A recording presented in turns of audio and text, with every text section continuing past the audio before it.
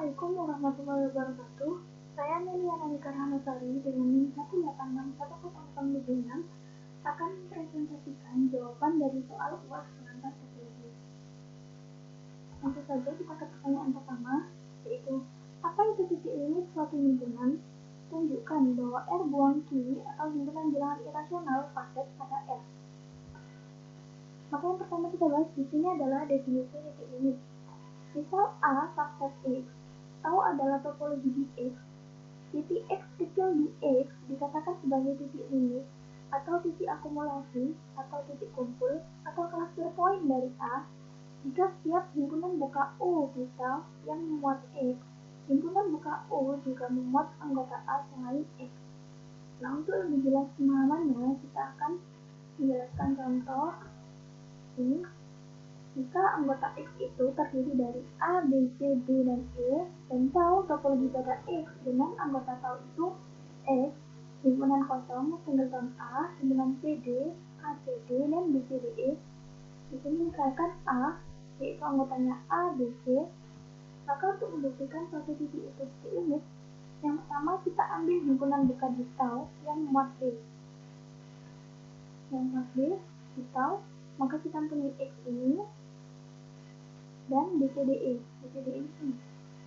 Lalu kita lihat apakah dalam himpunan buka tersebut, dua ini maksudnya, apakah memuat anggota A ini selain B. Nah, di X ini memuat anggota A selain B yaitu A dan C di X. Yang di B, C, D, E memuat anggota A selain B yaitu C. Yang kedua juga demikian, ambil himpunan buka di tahu yang memuat D. Maka kita punya anggota X, himpunan CD, himpunan A, C, D, dan B, C, D, E. Nah, kita lihat seperti yang sebelumnya, apakah dalam himpunan buka tersebut memuat anggota A selain D. Di sini, memuat anggota A selain D yaitu A, B, C. CD ini memuat C, yang di A, C, D memuat A dan C, yang di B, C, D, E ini memuat B dan C. Lalu yang selanjutnya juga demikian, ambil himpunan buka di tahu yang memuat X, maka X dan B, C, D, E. Nah, di X ini memuat anggota A selain E, yaitu A, B, C, yang di B, C, D ini memuat anggota A yaitu B dan C. Sehingga titik B, D, E adalah titik limit dari A. Nah, untuk titik A bukan titik limit dari A. Ini karena ada singleton A di tahu, sehingga singleton A ini memuat A, tapi singleton A tidak memuat anggota A selain A. Nah, untuk titik C bukan titik limit dari A, dikarenakan ada singleton CD di tahu, ada himpunan CD di tahu, sehingga himpunan CD tersebut memuat C, tetapi himpunan CD itu tidak memuat anggota A selain A. Jadi kan himpunannya CD. Nah, tidak memuat anggota A karena A-nya itu A, B, C. Selain C kan di sini tidak ada. Jadi himpunan A dan himpunan C bukan titik limit dari A. Selanjutnya, kita diminta untuk membuktikan R buang Q atau himpunan bilangan irasional padat pada R. Maka sesuai definisi kepadatan, dikatakan R buang Q padat di R jika R buang tutupan Q itu sama dengan R. Maka di sini kita akan menunjukkan R buang Q sama dengan R. Untuk pembuktiannya, kita menggunakan kontradiksi. Yang pertama kita asumsikan R buang tutupan Q tidak sama dengan R. Maka terdapat X anggota tutupan Q. Karena tutupan Q tersebut adalah himpunan buka, maka terdapat A, B di R sehingga X termuat dalam himpunan buka A, B, di mana himpunan buka A, B subset di tutupan Q. Berdasarkan teorema kepadatan bilangan real, maka ada Y yang termuat dalam R tutupan Q, R buang tutupan Q, sehingga A kurang dari Y dan Y kurang dari B. Sehingga Y ini termuat dalam R tutupan Q. Nah, hal ini kontradiksi dengan kalimat Y terdapat dalam himpunan A, B, dan himpunan A, B ini subset B tutupan Q. Sehingga pengandaian kita, asumsi kita ini salah. Seharusnya R buang tutupan Q sama dengan R. Jika R buang Q tutupan Jika R buang tutupan Q sama dengan R, maka R buang Q tersebut satu di R. Maka tersebut. Untuk selanjutnya nomor 2 yaitu apa itu ruang topologi yang terhubung. Misalkan X di sini anggotanya adalah A, B, C, D, dan E. Buat masing-masing satu contoh ruang topologi yang terhubung dan ruang topologi yang tidak terhubung pada X. Yang pertama kita akan bahas ruang topologi yang terhubung. Yang pertama, definisinya.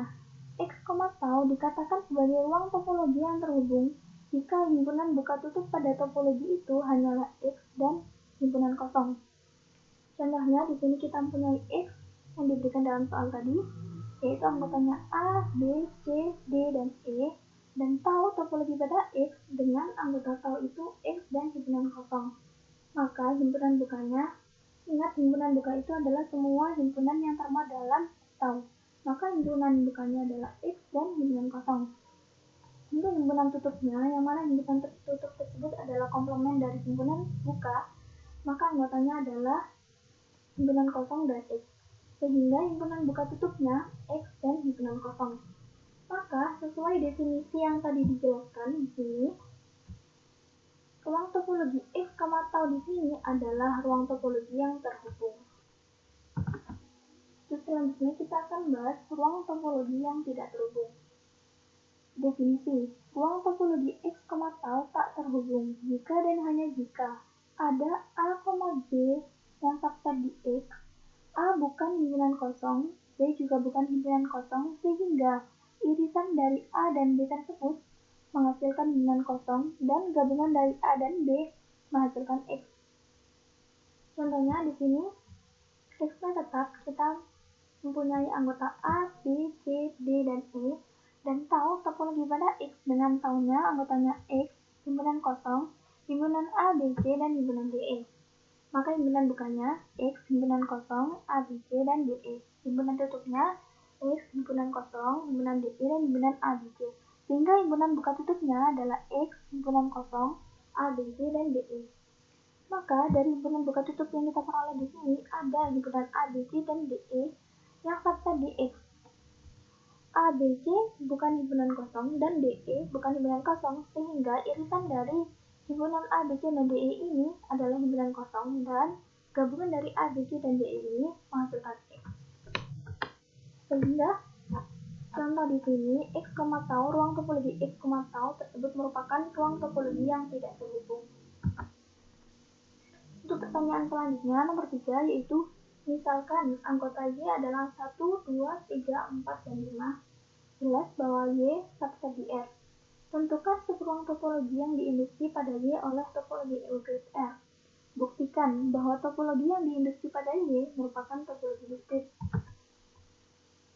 Nah, yang pertama, kita diminta untuk menentukan subruang topologinya. Di sini, subruang topologi yang diinduksi pada Y adalah tau Y. Di sini ada singleton 1, singleton 2, singleton 3, singleton 4, dan singleton 5. Untuk membuktikan bahwa topologi yang diinduksi pada Y merupakan topologi diskrit, maka berdasarkan properti 1.1.9 kita harus menunjukkan bahwa setiap himpunan tunggal dalam Y adalah terbuka pada tau Y. Yakni jika ada N di Y, maka singleton N ini termuat dalam tau Y. Dalam pembuktian ini kita akan mengambil contoh N-nya 2, di mana 2 ini adalah himpunan terdapat di Y. Ingat Y-nya yang tadi di soal anggotanya 1, 2, 3, 4, 5. Jadi 2 di sini termuat di Y. Maka singleton 2 ini dihasilkan dari irisan himpunan buka 1,3 dan Y. Karena himpunan buka 1,3 ini terbuka di R, maka singleton 2 ini terbuka dalam topologi terinduksi pada Y. Sehingga setiap himpunan tunggal di Y terbuka di topologi terinduksi pada Y. Maka terbukti bahwa topologi terinduksi merupakan topologi diskrit. Untuk pertanyaan terakhir yaitu, jelaskan secara singkat kegunaan materi pengantar topologi pada bidang keilmuan lain selain matematika atau dalam kehidupan sehari-hari.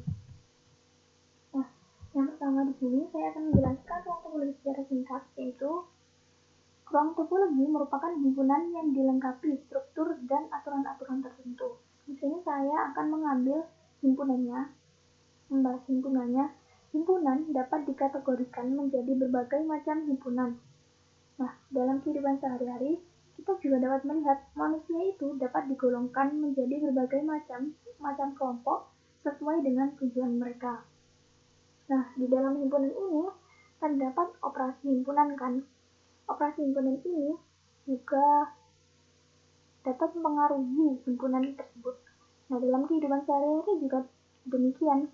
Di dalam suatu kelompok akan terjadi interaksi antara satu anggota dengan anggota yang lain. Dan interaksi tersebut bisa jadi interaksi positif ataupun interaksi negatif, sehingga akan memberikan pengaruh pada kelompok tersebut. Dari analisis tersebut dapat disimpulkan bahwa ketika kita mempelajari dan memahami himpunan matematika secara tidak langsung, kita juga telah belajar tentang dasar dari suatu hubungan manusia dalam berkelompok atau berorganisasi, sehingga dalam menjalani kehidupan kita lebih bersikap kritis dalam memilih kelompok atau organisasi, dan bagaimana kita dapat berinteraksi dalam kelompok atau organisasi tersebut. Sekian presentasi UAS pengantar topologi dari saya. Mohon maaf apabila masih terdapat banyak kesalahan dalam menjawab atau menjelaskan. Wassalamualaikum warahmatullahi wabarakatuh.